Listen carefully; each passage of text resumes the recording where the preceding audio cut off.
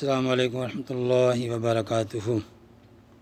اعوذ باللہ من الشیطان الرجیم، بسم اللہ الرحمن الرحیم۔ الحمد للہ رب العالمین۔ سورہ فاتحہ کا ہم ترجمہ اور تفسیر پڑھ رہے تھے۔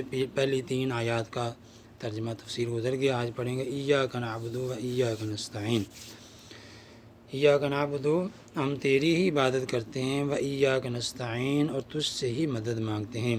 یہ ایا کا جو لفظ آ رہا ہے یہ ہر چیز کو بند کر رہا ہے کہ عبادت بھی صرف اللہ کی اور مدد بھی صرف اللہ سے مانگنی ہے۔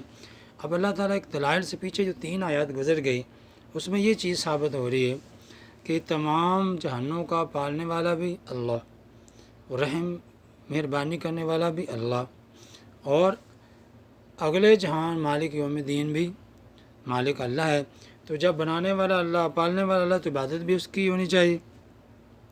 اب دیکھو تینوں زمانوں میں 3 زمانے ہیں، انسان تینوں زمانوں کا محتاج ہے، اور تینوں زمانوں میں اللہ ہی مالک ہیں۔ یہ دیکھیں، یہ 3 جو آیتیں گئی، الحمدللہ رب العالمین، الرحمن الرحیم، مالک یوم الدین، یہ تینوں آیات میں تینوں زمانے، الحمدللہ رب العالمین الرحمن الرحیم، اس میں 2 زمانے آ گئے، ماضی اور حال، یعنی پیچھے کیا ہوا اور حال کیا ہو رہا ہے، رحم ہو رہا ہے۔ اس کے بعد مالک یوم الدین، مستقبل، اگلے ایک جہان میں، آگے مستقبل میں ایک آنے والا جہان، اس میں مالک کون ہے؟ وہ بھی اللہ ہے، جزا اور سزا دینے والا۔ تو انسان تینوں زمانوں کا محتاج ہے، تو تینوں زمانوں کا مالک کون ہے؟ اللہ ہے۔ اس میں جو بنانے والا وہ بھی اللہ ہے۔ تو اس سے یہ ثابت ہو گیا کہ عبادت بھی اللہ ہی کی ہونی چاہیے اور کسی کی عبادت نہیں ہونی چاہیے۔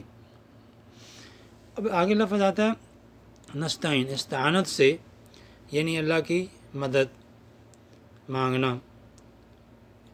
اچھا، اس سے پہلے میں آپ کو نعبد، ہم عبادت کرتے ہیں، یہ عبادت سے مشتق ہے، اس کا معنی یہ کرتے ہیں کہ کسی کی انتہائی تعظیم اور محبت کی وجہ سے، دیکھیے غور کریں، عظمت بھی اس کی بڑی ہو دل میں، محبت و مجبوری کی وجہ سے عبادت نہیں، عظمت کی وجہ سے عبادت، محبت کی وجہ سے اس کی انتہائی عاجزی، انکساری، فرمانبرداری کرنا، یہ عبادت ہے۔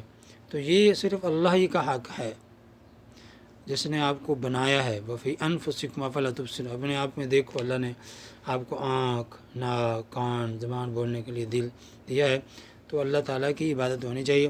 تو اب جب اللہ مالک ہے، عبادت بھی اس کی، تو صاف ظاہر ہے اس میں عقلی اور طبعی تقاضا ہے کہ مدد بھی اللہ سے ہی مانگنی، غیر سے مدد نہیں مانگنی۔ ہاں، یہ دیکھیں کسی کا وسیلہ، کہ نبی یا ولی سے اب ایک وسیلہ مدد مانگتے ہیں بس سبب، تو بطور جائز ہے، لیکن حقیقت تو اللہ ہی مدد کرنے والے ہیں۔ تو اب اس میں ایک یہ چیز سمجھ آ گئی۔ ہاں، عبادت میں آپ ذرا ایک اور چیز سمجھ لیں۔ امام غزالی رحمۃ اللہ علیہ نے اپنی کتاب اربعین میں لکھا ہے کہ عبادت صرف نماز، روزہ، حج، زکوٰۃ نہیں۔ لوگوں کا اس میں ذہن بند ہو جاتا ہے کہ بس نماز، حج، زکوٰۃ یہ عبادت ہے، نہیں۔ نماز، روزہ، حج، زکوٰۃ، تلاوت قرآن مجید، اللہ کا ذکر، رزق حلال کے لیے کوشش کرنا، اور پڑوسیوں کا، ساتھ ہمسایوں کا، دوستوں کا حقوق کا خیال کرنا، یہ بھی ہے، اور نیکی کا کام حکم کرتے رہنا، برائی سے روکتے رہنا، یہ اس کے ذمے ہیں۔ اور اس طرح اتباع سنت، آپ صلی اللہ علیہ وسلم کی سنت پر عمل کرنا، یہ ساری نیکیاں ہیں، یہ سب کو کرنا ہے۔ تو یہ 10 نیکیاں لکھی ہیں۔ تو اب اللہ تعالیٰ کی عبادت اور استعانت سے یہ آدمی میں ایک اللہ تعالیٰ کی عبادت کریں اور اس کی مدد۔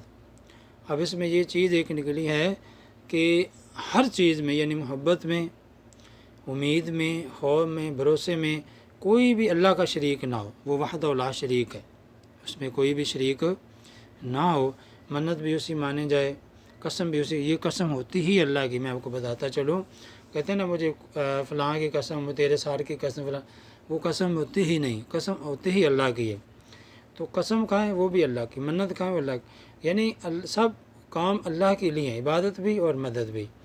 آگے ہی دن الصراط المستقیم، ہمیں سیدھا رستہ دکھا، پھر انشاءاللہ اس کی تفصیل پھر کریں گے۔ اللہ تعالیٰ اس کو آسانی سے سمجھنے اس پر عمل کرنے کی توفیق عطا فرمائے جی. بہت شکریہ.